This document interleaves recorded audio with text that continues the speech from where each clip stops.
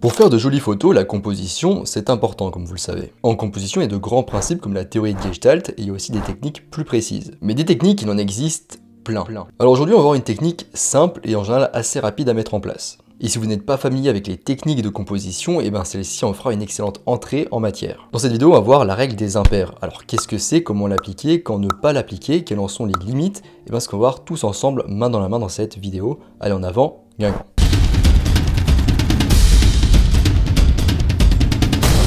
Avant de commencer, je vous rappelle qu'en description, je vous laisse l'article beaucoup plus complet sur le même sujet.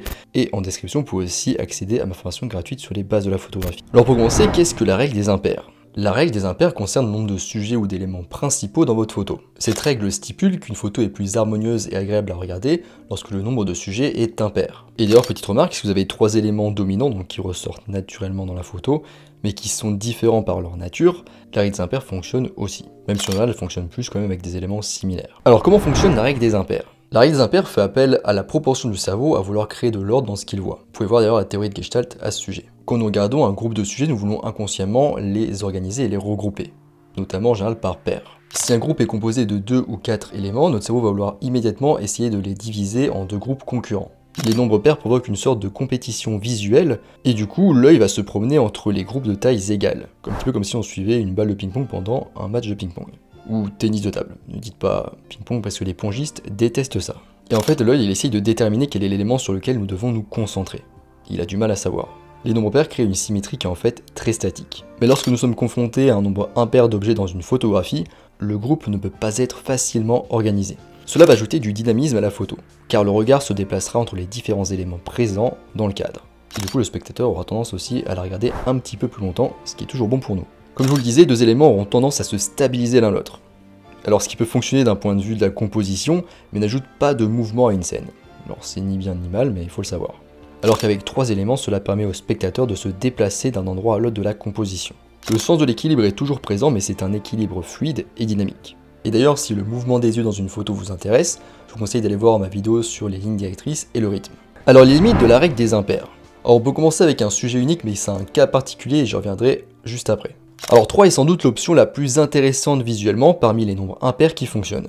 C'est pourquoi, si possible, en général, vous voudrez vous en tenir au nombre 3. Dans la photo, il y a 3 dominos qui respectent la règle des impairs. Le cadre est agréable à regarder. Le cerveau capte immédiatement le nombre 3. Et d'ailleurs, on peut aussi en profiter pour mettre un élément dominant en avant, comme là sur la photo avec deux objets similaires qui sont plus vers l'arrière dans le flou et plus reculés et qui prennent moins d'espace. Ensuite, on passe à 5. Donc la photo semble toujours harmonieuse pour 5 sujets également. L'esprit comprend rapidement qu'il y a 5 éléments. Il est toujours possible de les distinguer assez rapidement mentalement. Mais cela demande quand même un peu plus d'effort qu'avec 3. Et dans une moindre mesure, ça sera pareil avec 7. Mais lorsqu'il y a 9 sujets, cela commence à créer un petit peu de tension dans l'esprit du spectateur. On commence à avoir du mal à interpréter directement qu'il y a 9 éléments. En fait, le cerveau commence à se dire concrètement, il commence à avoir beaucoup de pièces. Et plus de 9 éléments similaires constituent un groupe. Le cerveau considère qu'ils font partie d'un même ensemble. Et dans un groupe si important, avoir un nombre pair ou impair n'a plus vraiment d'impact ni d'importance. Ce qu'on peut conclure de ça, c'est que plus on ajoute d'éléments, plus cette règle perd de sa force dans la composition. Donc en général, 3 ou 5 éléments, c'est très bien. Maintenant, la règle des impairs avec un seul élément. Alors oui, 1 est un nombre impair. C'est un peu un cas particulier de la règle des impairs, mais on constate qu'elle fonctionne tout de même très bien. En effet, en photographiant de manière isolée l'élément principal, donc le sujet, vous pouvez focaliser l'attention de l'observateur sur lui tout en conservant une composition agréable et simplifiée. En fait, on applique naturellement cette règle dans beaucoup de photos finalement, notamment par exemple en photo de portrait. C'est tout simplement le principe de bien cadrer son sujet et lui faire prendre beaucoup de place dans la photo, et d'en faire son sujet principal et unique. Alors maintenant, comment appliquer la règle des impairs avec des nombres pairs ? Vous avez bien entendu, il est tout à fait possible d'appliquer la règle des impairs, même si dans la photo, le nombre de sujets est pair. Vous devez utiliser ici la technique du regroupement. Les sujets dans le cadre doivent être regroupés de manière à obtenir un nombre impair de groupes dans la photo, donc 3, 5 ou 7. Ainsi, sur la photo finale, on aura l'impression d'avoir un groupe impair de sujets ou d'éléments principaux. Dans cette photo, vous voyez chaque caillou de manière individuelle. Aucun des cailloux n'est plus ou moins associé à un autre. Dans cette seconde photo, en plaçant un des cailloux sur un autre, la première chose que le spectateur perçoit est un trio, 2 individus et un couple. Nous nous appuyons ici sur l'un des principes de la théorie de Gestalt, qui est le principe de proximité. Et avec ce principe, en fait, deux éléments très proches, qui se touchent ou qui sont ici l'un sur l'autre, eh bien ils vont être considérés par le cerveau comme faisant partie d'un tout. Et c'est ce qu'on utilise ici et qu'on fait. Et d'ailleurs, cette astuce, elle ne se limite pas à la nature morte. Vous pouvez aussi l'utiliser facilement avec des séances de photos avec des humanoïdes. Par exemple, si vous photographiez une famille avec 2 parents et 2 enfants, pouvez demander à l'un des deux parents de porter l'un des deux enfants par exemple. Alors maintenant, comment appliquer la règle des impairs? Première étape, vous allez identifier les sujets de votre photo. Ensuite, vous allez observer où et comment est-ce qu'ils sont regroupés dans le cadre. Enfin, vous allez vous assurer que le groupe principal est composé d'un nombre impair d'éléments. Le mieux, c'est de vous concentrer juste sur un groupe principal et pas trop faire attention à des groupes secondaires, parce que déjà, ça va être difficile d'appliquer la règle sur plusieurs groupes. Et ensuite, la règle fonctionnera moins ou sera moins visible de toute façon sur des groupes secondaires. Ensuite, pour former un groupe impair, vous avez 3 possibilités. La première possibilité, si vous êtes doué avec ça, c'est le post-traitement. Alors le problème de cette technique, à moins d'être un expert de Photoshop, c'est qu'il peut être difficile de prévoir si l'ajout ou la suppression d'un élément donnera une bonne photo à la fin. Puis en plus, la tâche est très chronophage. La deuxième possibilité, si vous avez la main directe sur les éléments, et bien c'est tout simplement dans ce cas d'enlever vous-même ou de rajouter vous-même un élément pour avoir à la fin un nombre impair d'éléments. Donc facile dans ce cas-là.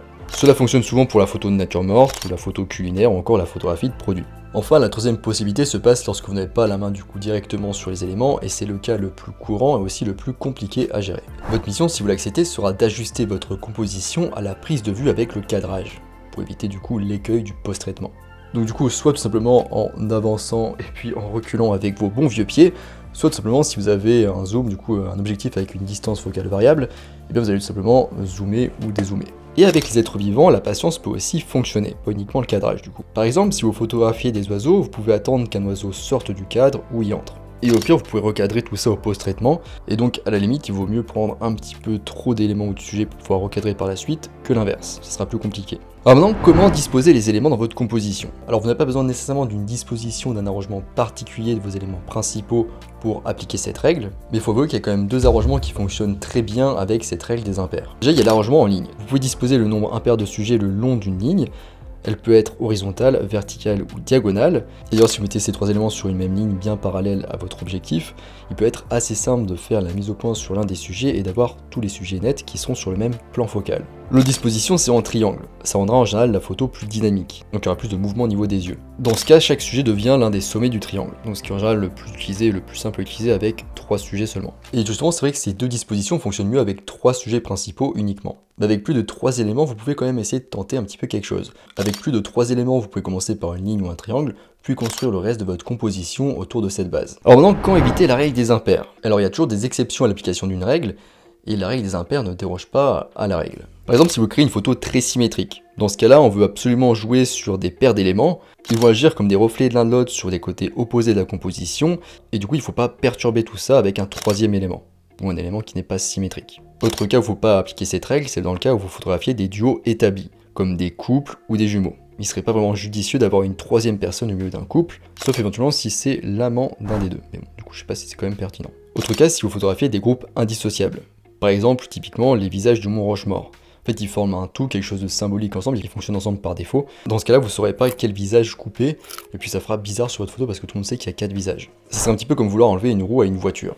Au-delà de cas à retenir, retenez plutôt la philosophie de la règle des impairs. Utilisez-la uniquement si elle améliore la composition de votre photo, et ne vous sentez pas contraint d'utiliser si la scène ne s'y prête pas. Parce que vous l'avez déjà appris très jeune, ça ne sert à rien d'essayer de mettre des carrés dans des ronds. Vous ne devriez jamais sacrifier une photo parce qu'elle n'est pas correcte ou parfaite ou parce qu'elle ne correspond pas à une règle.